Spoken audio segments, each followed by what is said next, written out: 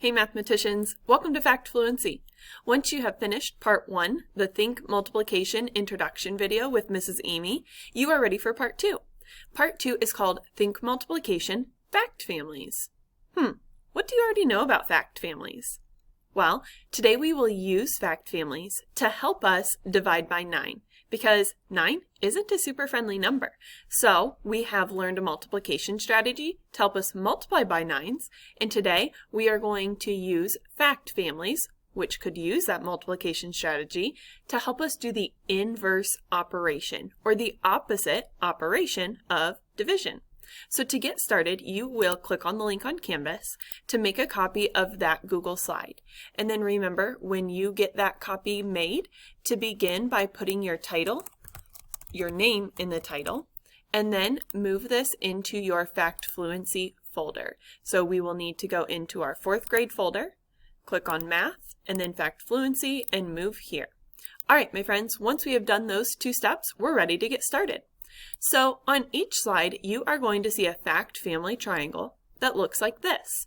And one of the circles is going to be blank. And your job is to figure out what number goes in that blank to complete the fact family. So you will see in this example, I have 9 and I have 54. And then in the middle, there's a multiplication symbol and a division symbol. That's because once I have completed this fact family, I will be able to use those 3 numbers to complete not only a multiplication sentence, which I will complete up here on the left, but also a division sentence, which I will complete up here on the right.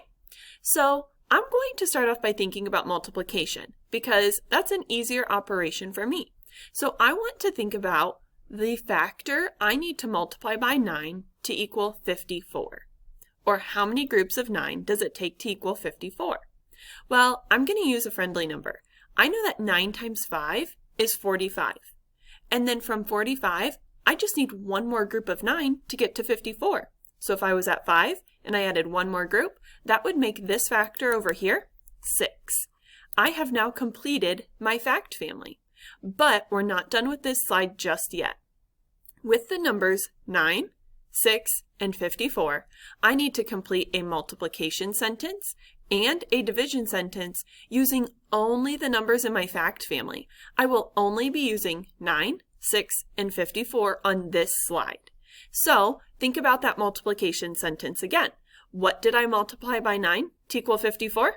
It was 6. So I'm going to click before that division symbol and fill that in with 6, okay? But now, let's use that fact family to do the inverse operation, the opposite type of math, division.